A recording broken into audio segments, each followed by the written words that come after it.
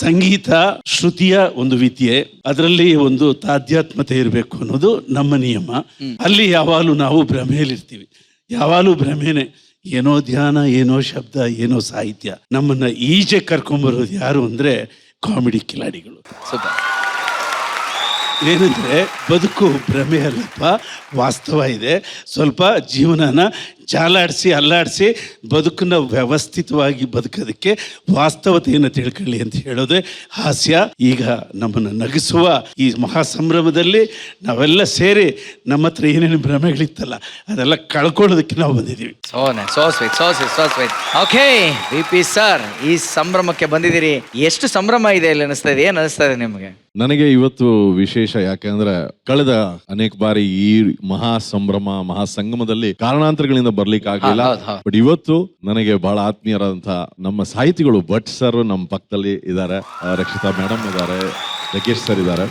ಎಲ್ಲರನ್ನು ಭೇಟಿ ಆಗ್ಲಿಕ್ಕೆ ಒಂದು ಸುಸಂದರ್ಭ. ಅದೇ ರೀತಿ ಸರ್ ಹೇಳ್ದಂಗೆ ಇಲ್ಲಿ ಹಾಡು ಕೇಳಿ ಒಳ್ಳೆ ಮೂಡು, ಕಾಮಿಡಿ ಕೇಳಿದ್ರೆ ಲೈಫಲ್ಲಿ ಇರೋ ಟ್ರಾಜಿಡಿ ಎಲ್ಲ ದೂರ ಆಗತ್ತೆ, ಬಹಳ ಸುಖವಾಗಿರುತ್ತೆ. Waiting to watch the performance. ಅಂದ್ರೆ ಅನುಶ್ರೀ ಅವರೇ ಪಾಪ ಮೂಡು ಬಹಳ ಔಟ್ ಅಲ್ಲಿ ಇದ್ದಾರೆ. ಹೌದಾ? ಅದು ಯಾಕಂದ್ರೆ ಬರ್ಲಿಲ್ವಲ್ಲ ಅವರು. ಬಂದೇ ಬರುತ್ತಾನೆ ರಾಮ, ಬಂದೇ ಬರುತ್ತಾನೆ. ನಮಗೆಲ್ಲ ಕಾಮಿಡಿ ಆದ್ರೆ ಈ ಅಮ್ಮನಿಗೆ ಟ್ರಾಜಿಡಿ. ಓ ನೋಡಿ ಗುರುಗಳೇ, ರಾಮ ಅಲ್ಲಮ್ಮ, ಅರ್ಜುನ ಬರ್ಬೇಕಾಗಿರೋದು. ಕರೆಕ್ಟ್, ಹೌದು. ಆಮೇಲೆ ರಾಮ ಬಂದ್ಬಿಟ್ರೆ. Thank you VP. Sir, thank you so much. VP. ಸರ್ಗೆ ಒಂದು ಜೋರ ಚಪ್ಪಾಳೆ ಬರಲಿ. ಅಂಡ್ ರಾಜೇಶ್ ಕೃಷ್ಣನ್ ಸರ್, ಹೇಳಿ, ಈ ಸಂಭ್ರಮ ಏನ್ ಅನಿಸ್ತಾ ಇದೆ ನಿಮ್ಗೆ? ಇದು ಸ್ಟೇಜ್ ಮೇಲೆ ನಿಂತ್ಕೊಂಡು ಟಿವಿ ನೋಡ್ದಂಗಿದೆ ಇದು ಅಲ್ವಾ? ಒಂದ್ ರೀತಿ ನಾನು ಅದೇ ಅನ್ಕೊಳ್ತಾ ಇದ್ದೆ, ಕಾಸ್ಟ್ಯೂಮ್ ಸಮೇತ ನಾವು ಎಲ್ಲರೂ ರಿಲ್ಯಾಕ್ಸ್ ಆಗ್ಬಿಟ್ಟಿದ್ವಿ. ಯಾಕಂದ್ರೆ ಅವಾಗೆಲ್ಲ ಬರೀ ಪ್ರಿನ್ಸು ಅದು ಇದು ಶೇರ್ವಾನಿ, ಇದು ಒಂಥರ ವೀಕೆಂಡ್ ಸಂಭ್ರಮ ತರ ಇದೆ. ಎಸ್. ಒಂದು ಎರಡನೇದು ನಾನು ಅದೇ ಅನ್ಕೊಳ್ತಾ ಇದ್ದೆ, ಈ ಝೂ ಅಲ್ಲಿರೋ ಪ್ರಾಣಿಗಳನ್ನೆಲ್ಲ ಕಾಡಲ್ಲಿ ಬಿಟ್ಬಿಟ್ರೆ ಹೆಂಗಿರುತ್ತೆ, ಆ ತರ ಒಂದು ಫೀಲ್ ಎಲ್ರಿಗೂ ಇದೆ ಅಂತ ಅನ್ಕೊಳ್ತಾ ಇದ್ದೆ. ಹೆಂಗಿರುತ್ತೆ ಝೂಲ್ ಇರೋ ಪ್ರಾಣಿನ ಕಾಡಲ್ಲಿ ಬಿಟ್ರೆ? ಅದೇ ನೋಡ್ತೀವಲ್ವಾ, ಕಾಡಲ್ಲಿರೋದನ್ನ ಝೂಲ್ ನೋಡಿದೀನಿ, ಝೂಲ್ ಇರೋದನ್ನ ಕಾಡಲ್ಲಿ ನೋಡಿಲ್ಲ. ಅದು ನೋಡ್ಲೇಬೇಕೀಗ. ಇವತ್ತು ದಿವಸ ಕಾಲ್ ಶೀಟ್ ಅದಕ್ಕೇನೆ. ಸರ್, ಕಾಡಲ್ಲಿರೋದನ್ನ ಝೂಗ್ ತರದ್ ಹೆಂಗೆ ಅಂತ ನೋಡ್ಬೇಕಾ ಸರ್? ಹ್ಞೂ ಸರ್, ನಮ್ಮೂರ್ ಜನ ನೋಡಿ. ನೀವು ಅಭಯಾರಣ್ಯದಲ್ಲಿದ್ದೀರಪ್ಪ, ಸೇಫ್ ಆಗಿದ್ದೀರಾ? ಝೂ ಅಲ್ಲ ಸರ್, ಝೂಮ್ ಅಲ್ಲಿ ಇದಾರೆ ಅವ್ರು ಯಾವಾಗ. ಸರ್, ಅದು ಎಲ್ಲ ಅಂಶಗಳು ಸೇರ್ಕೊಂಡ್ಬಿಟ್ಟಿದೆ. ನಾನು ಕಾಡಲ್ಲೇ ಇರೋದು. ಇಲ್ಲ, ಇವತ್ತು ನಮ್ಮ ಹುಡುಗರ ಮೈಂಡ್ ಸೆಟ್ ಯಾವ ತರ ಇದೆ ಅಂತ ಜಗಣ್ಣ ಹೇಳ್ತಾರೆ. ಅಣ್ಣ ಹೇಳಿ ಅಣ್ಣ, ಅವಾಗ್ಲಿಂದ ಹೇಳ್ತಾ ಇದಾರಲ್ಲ. ಹುಡುಗರು ಹೆಂಗಾಗ್ಬಿಟ್ಟವ್ರೆ ಅಂದ್ರೆ, ಈ ಗಯ್ಯಾಳಿ ಹೆಂಡ್ತಿದಿರ್ ಇರ್ತಾರ ಗೊತ್ತಾ ಮನೇಲಿ, ಅವಾಗ ಅವ್ರು ಏನೋ ಮಾಡಕ್ಕಾಗಲ್ಲ. ಬಂದ್ರೇನ್ರಿ, ಕುತ್ಕೊಳ್ರಿ ಅಂತಿರ್ತಾರೆ.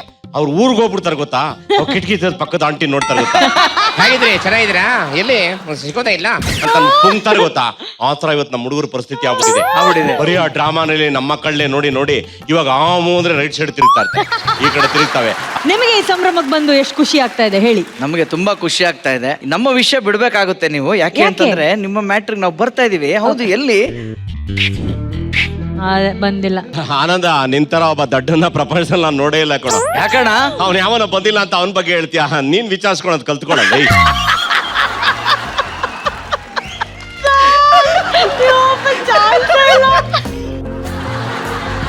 ಓಕೆ ಅನುಶ್ರೀ ಅವರೇ, ಈ ಒಂದು ಮಹಾ ಸಂಭ್ರಮದ ಬಗ್ಗೆ ನಿಮ್ಗೇನ್ ಅನಿಸ್ತಾ ಇದೆ? ಅಲ್ಲ, ಯಾವಾಗ್ಲೂ ಎಂಟ್ರಿಯಲ್ಲಿ ನಾವೆಲ್ಲಾರನು ವೆಲ್ಕಮ್ ಮಾಡ್ತಾ ಇದ್ವಿ.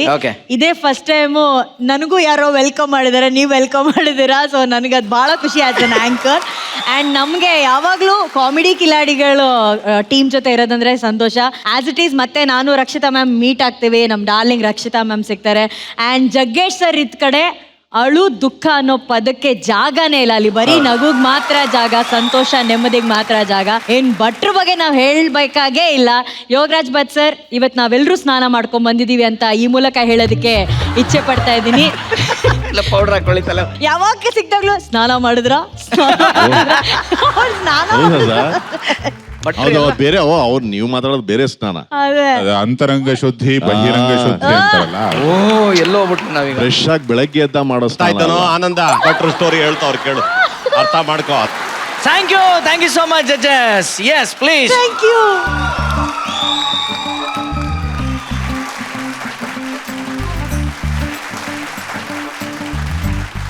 ಆನಂದ್ ಸರ್, ಮಹಾ ಸಂಭ್ರಮಕ್ಕೆ ನಾವು ಬಂದಾಯ್ತು, ಜಡ್ಜಸ್ ಬಂದಾಯ್ತು, ನಮ್ಮ ಮ್ಯೂಸಿಷಿಯನ್ಸ್ ನ ವೆಲ್ಕಮ್ ಮಾಡೋಣ ಸರ್, ಏನಂತೀರಾ? ಓಕೆನಾ? ಸೊ ನಮ್ಮ ಸ್ವರ ಸೇನಾನಿಗಳ ಗಾಯನಕ್ಕೆ ತಮ್ಮ ಇನ್ಸ್ಟ್ರೂಮೆಂಟ್ಗಳ ಜೊತೆ ಸಾಥ್ ಕೊಟ್ಟು ಅದರ ಜೊತೆಗೆ ನಮ್ಮ ಕಿಲಾಡಿಗಳ ಪಂಚ್ಗಳಿಗೆ ಬಿದ್ದು ಬಿದ್ದು ನಗೋದಕ್ಕೆ ರೆಡಿ ಆಗಿರುವಂತ ನಮ್ಮ ಸರಿಗೊಬ್ಬ ಕಾರ್ಯಕ್ರಮದ ಮ್ಯೂಸಿಕಲ್ ಬ್ಯಾಕ್ ಬೋನ್ ಮ್ಯೂಸಿಷಿಯನ್ಸ್ಗೆ welcome to the show. Welcome ಬ್ಯಾಂಡ್ಗೆ ಚಪ್ಪಾಳೆ. ಹಾಗೇನೆ ನಮ್ಮ ಕಾಮಿಡಿ ಕಿಲಾಡಿಗಳು ಸರಿಗಮಪ ಎಲ್ಲ ದಿಗ್ಗಜರು ಬಂದಾಯ್ತು. ಈಗ ಇದೇ ಜೋಶಲ್ಲಿ ಈ ಮನೋರಂಜನೆಯ ಮಹಾ ಸಂಭ್ರಮನ ಶುರು ಮಾಡೋಣ. ಎಸ್, ಹಾಗಾದ್ರೆ ಶುರು ಮಾಡೋಣ. ಇದು ಕಾಮಿಡಿ ಕಿಲಾಡಿಗಳು ಚಾಂಪಿಯನ್ಶಿಪ್ ಮನೋರಂಜನೆಯ ಮಹಾ ಸಂಭ್ರಮ.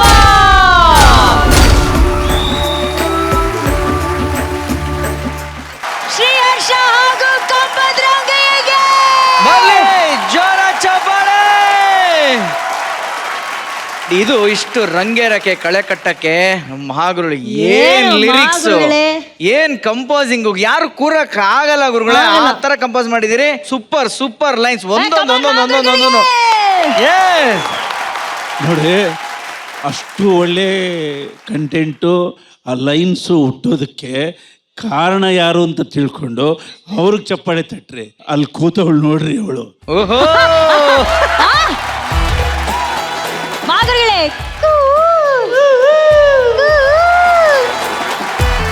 ನಾನು ಅವಳು ಆ ಜಾಗಗಳೆಲ್ಲ ಕೂತು ಕಾಲ ಕಳೆದಿದ್ದಕ್ಕೆ ಡೈರೆಕ್ಟಾಗಿ ಹಾಡುಗಳಲ್ಲಿ ಬಂದಿದ್ದೆ.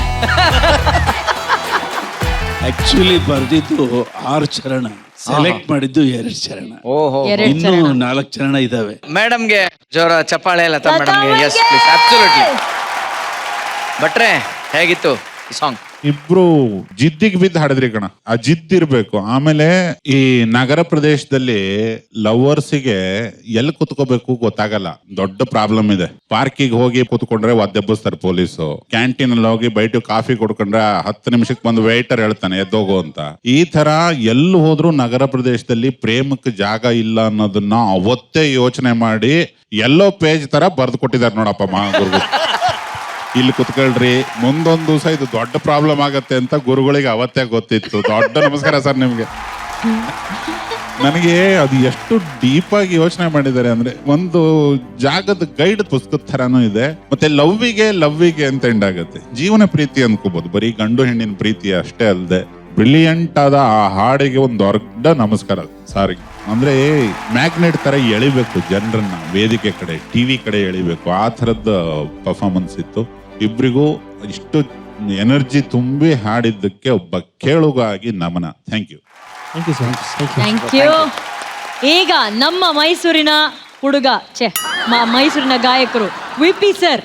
ನಾನು ಮೈಸೂರಲ್ಲಿ ಇರ್ಬೇಕಾದ್ರೆ ಈ ಹಾಡು ಸರಿಯಾಗಿ ಕೇಳಿರ್ಲಿಲ್ಲ, ವೇಸ್ಟ್ ಮಾಡ್ಕೊಂಡೆ ಲೈಫ್. ಮದುವೆ ಆದ್ಮೇಲೆ ಕೇಳಿದೆ, ಬಟ್ ಈಗೆಲ್ಲ ಲೊಕೇಶನ್ ಟ್ರೈ ಮಾಡ್ತಾ ಇದ್ದೀನಿ. ಮೊದಲನೇ ಚರಣದವರೆಗೂ ಬಂದಿದ್ದೆ ನಾನು. ಬೆಟ್ಟ ರಂಗಂತಿಟ್ಟೆಲ್ಲ ಕವರ್ ಮಾಡಿದೆ ಸರ್. ಇನ್ನೊಂದು 4 ಚರಣ ಇದೆ ಅಂದ್ರೆ ಅಟ್ಲೀಸ್ಟ್ ಹಾಳೆ ತಗೊಂಡ್ಬಿಡ್ತೀನಿ, ಹೋಗಿ ಕಂಪ್ಲೀಟ್ ಮಾಡ್ಬೋದು ಪ್ರಾಜೆಕ್ಟ್. ಬಟ್ ಅದ್ಭುತವಾಗಿ ಹಾಡಿದ್ರಿ ಕಣ್ರಿ.